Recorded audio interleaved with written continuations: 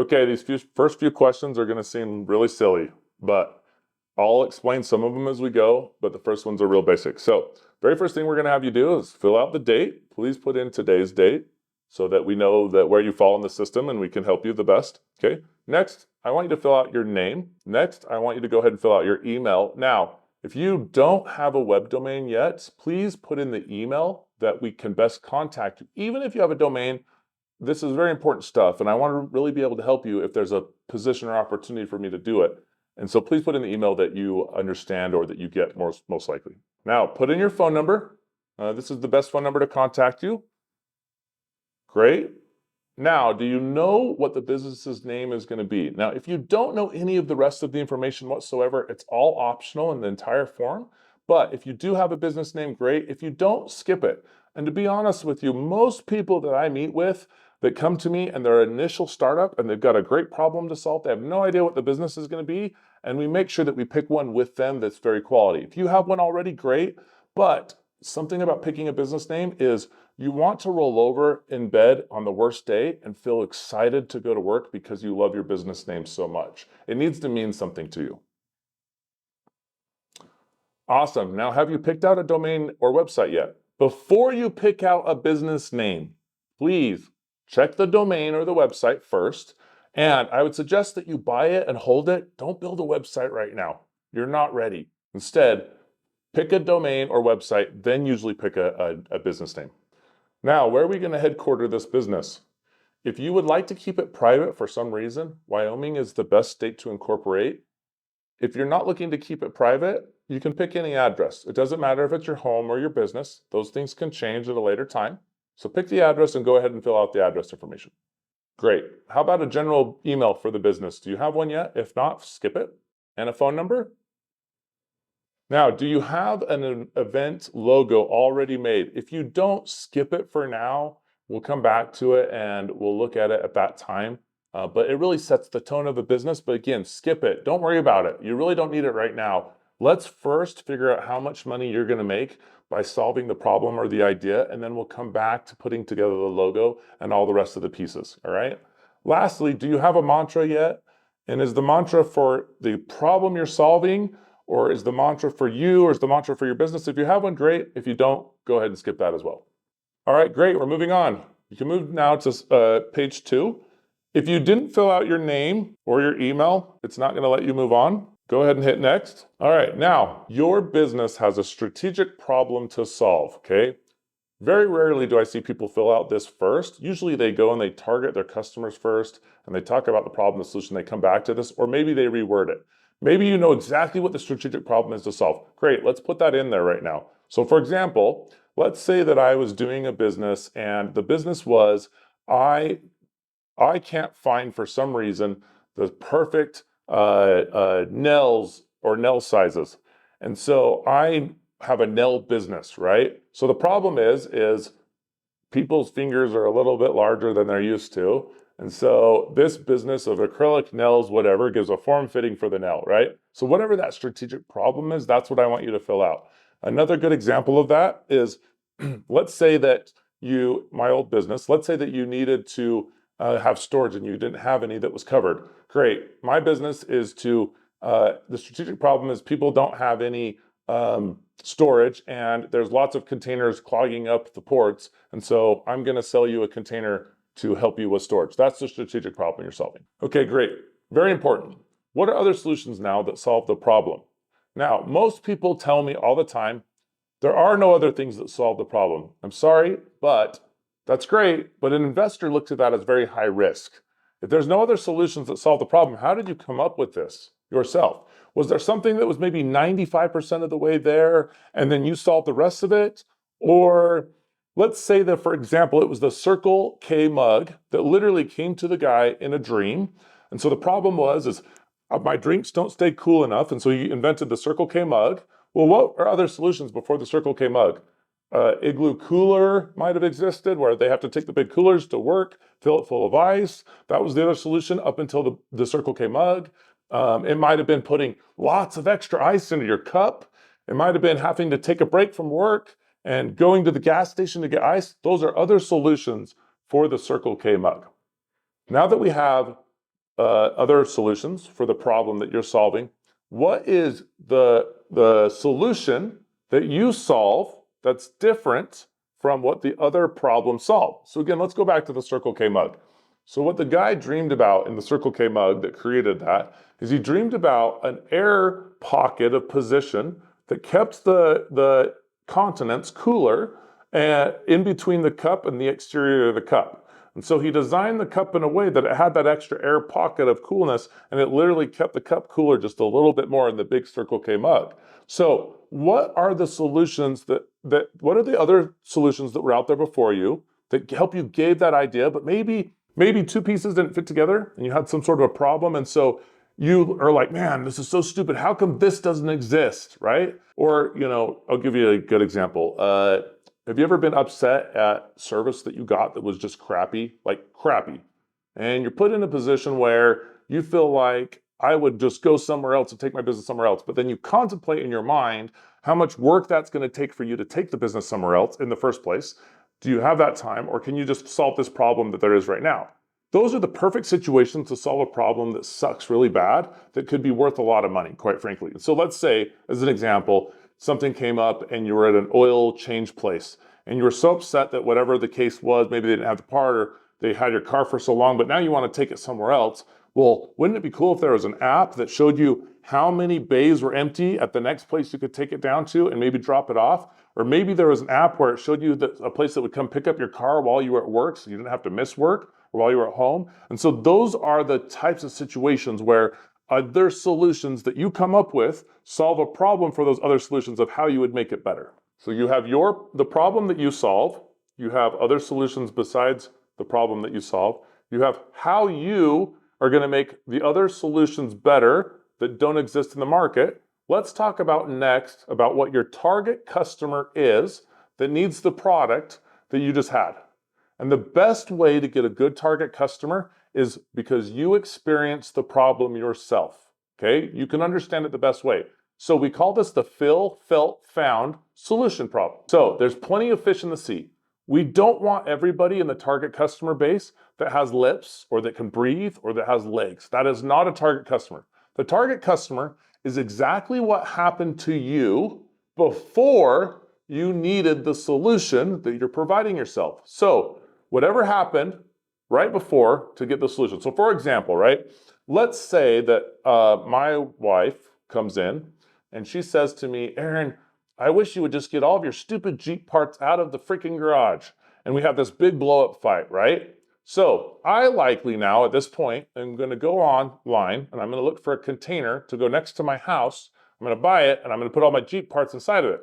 What happened beforehand, before I bought that container for all my Jeep parts next to it? Well, I had a fight with my wife. So are we going to know how to go out and find disgruntled wives and fights? Maybe. But what we could probably find out is people that collect or buy Jeep parts or that like Jeep things, right? And so we need to know what the perfect target customer is for you. And so in that case, who would be the perfect target customer? Probably the guy that collects Jeep parts. That was the situation that I went through. Make sense? So we'll dig into that a little bit more and we can help you if you need it. Skip it if you don't know. All right, now, whatever problem you went through, what is a celebrity that's in the news, that's famous, that's a evangelist, that's a government, that's whatever? What's a celebrity that has went through that same problem that you've had that we could potentially approach, and if we did the right type of deal, would promote your service too? I want you to write down their name as well. All right, so now we are the government, right? So I want you to write down everything that we experience, the government experiences too, and the government has contracts to pay for everything. So the problem that you had and the time that it cost you and the money and the claim paperwork, whatever it was, the frustrations, I want you to write down the whole story the best that you can. And I want you to tell me that where in the government are the people losing tax money, having to pay for this same problem that happens over and over and over again that your idea can solve. I want you to write that down next too. Who in the government? All right, perfect. We're moving along pretty quickly. I love it. This is very good. Next, let's talk about competitive advantages. Let's go over some examples of how you have a competitive advantage over maybe the competitors. Let's go back to the tire and oil change company that you were at, you sat at forever, and they didn't have your part. Now you're going to go and pop up on an app of where you could take that to instead, or maybe even if they didn't have your part, you're going to just order the part for that to come right now anyways for you so that you don't have to be out time. What is the competitive advantage that your business would have? And to me, it would be that simple, right? There's probably an app already of where you could take your car to that already has an open bay. But is there an app right now, because your car is already up, all 4 tires are off, there's a guy right now and they just say they can't get a part. Is there an app right now where you could go on and buy the part and have it delivered right now in the next few minutes, right where you're at, and now they have the part? They could just pay for the service to put it on. What's the competitive advantage? It might be that you're so good at ideas, like myself. It might be that you went out and you recruited the top executive of ABC company. It might be that you have some strategic partnership that you're thinking of, or it might be that you have endless funding to put it together. What is your competitive advantage over the competition? Okay, great. You're moving right along. Now, we're going to do 4 of the same thing, and I'm just going to go over them real quickly, okay? I want you to go into Google, and I want you to find the competitors that have a solution that's somewhat similar to what it is you're doing, okay? Now, I want you to look, because this becomes something you actually would give to an investor to get them excited. We call this a deal teaser form. So I want you to collect the PNG, meaning it has no white background or black background, of the logo, and I want you to file and save it on your computer. I'll show you how to do that now. Okay, now I want you to set up these files on your computer, and here's what the files are called. Your very first file is called your leadership team file. I want you to title the file as 1 leadership file, okay? Number 2 file is 2 key partners. Number 3 file is 3 key competitors. Number 4 is 4 logo vertical blockchain. Number 5 is 5 data room. Okay, save these now. You're going to go in and you're going to get the competitors and you're going to save it into this file. So PNG of the logo, save the competitors in. I want you to go find the number 1 competitor in the world globally, and I want you to get their logo and I want you to save it, and I want you to then upload it here, and then I want you to go onto LinkedIn so that an investor would know what it is and that you understand the competitiveness of your market and who you could potentially be number 1 in the world one day. And I want you to save their business profile link on the system, and it will automatically attach it to the logo so we know in the system. Now, I want you to do this by number 1 in your country. Same thing, same process. Go back if you need to and watch the video of how to save and everything else, and save number 1 in your country, PNG format, the LinkedIn profile for that company, number 1 in your state, number 1 in your city, LinkedIn profile, all the same things. And then lastly, I want you to put in somebody that you might know in that industry, okay? So maybe it's a friend, maybe it's a family, maybe it's a place you used to work at, whatever the case might be. And I want you to put all those in there and then save them, and we'll go on to the next section. One of the biggest things about doing this process is having literally what we call the problem magnification system. Investors want to invest in things that solve problems. They want to pump money into people that understand their business so well that they know if they targeted somebody, they could be number 1 in that. If you got the right investor behind you and the right leadership team behind you, you literally could take out that competitor if it was really in that market dire. A good investor wants this, and they want that for you, and they want to help you get those things because, quite frankly, it's their money they're putting in at a risk to you. It's that for stakeholders, it's that for people that invest in you, it's that for people that give you credit to build your business, and quite frankly, to operate, as well as the government as well. They really just want you to succeed at what you do, and they really want to believe in you. And so this process will help you build that system that we need in order for us to give us a good ground start and a roadmap to get there. The thing that we're going to do next is we're going to upload the leadership team. The most important leader is the person with the idea. That is you.